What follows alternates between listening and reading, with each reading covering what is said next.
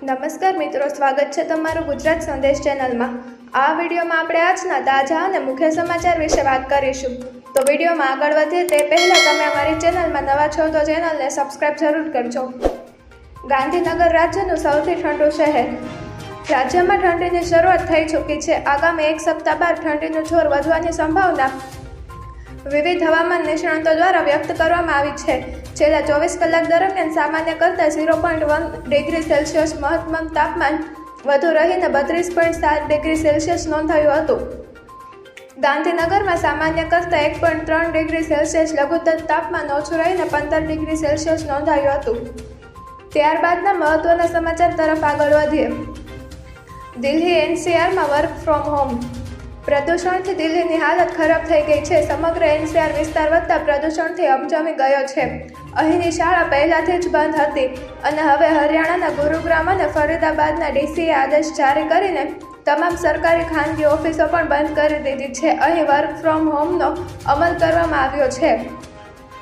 હરિયાણા અને એનસીઆર પ્રદેશમાં આગામી 5 દિવસ સુધી ગાઢ ધુમ્મસની સંભાવના છે।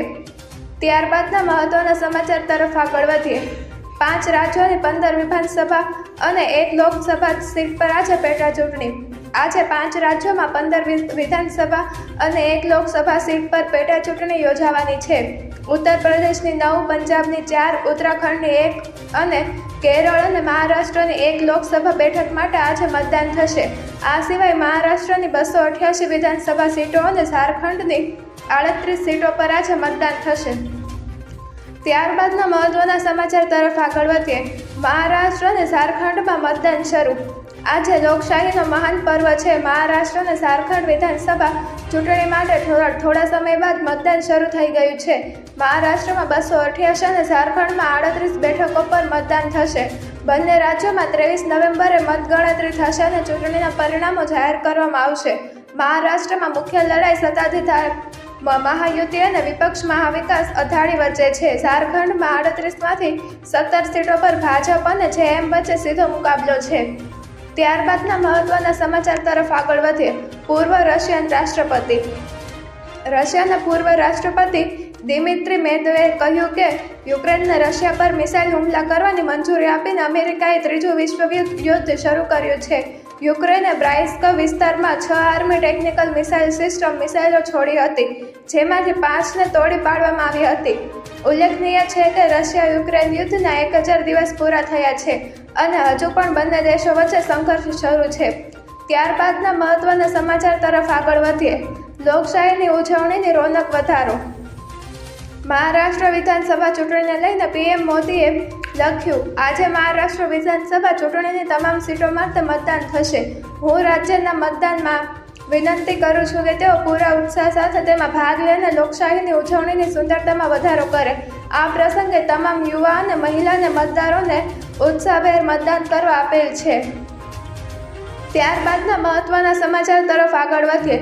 દિલ્હીમાં વધતા પ્રદૂષણ પર શશી થરૂરે ચિંતા વ્યક્ત કરી। કોંગ્રેસના વરિષ્ઠ નેતા શશીએ દિલ્હીના વધતા વાયુ પ્રદૂષણને લઈને ગંભીર સવાલો ઉઠાવ્યા છે। તેમણે ટ્વિટર પર લખ્યું કે દિલ્હી હવે ઢાકા પછી વિશ્વનું સૌથી વધુ પ્રદૂષિત શહેર બની ગયું છે। દિલ્હીનું એક્યુઆઈ ખતરનાક સ્તર કરતાં 4 ગણું વધુ છે અને ઢાકા કરતાં લગભગ 5 ગણું વધુ ખતરનાક છે।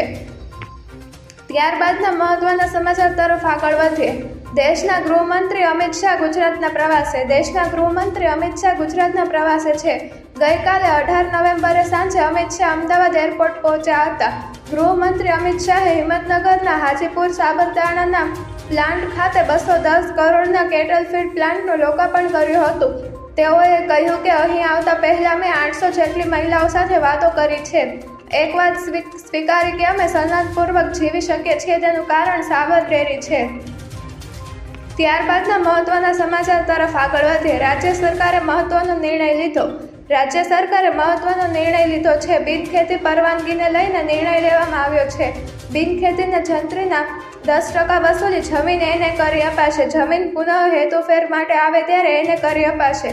હાલ 30%ના દરે પ્રીમિયમ વસૂલવામાં આવે છે। બિનખેતી પરવાનગીની પ્રક્રિયા ત્વરિત અને પારદર્શી બનાવવા તથા રીડેવલપમેન્ટને વેગ આપવા આ નિર્ણય લેવામાં આવ્યો છે।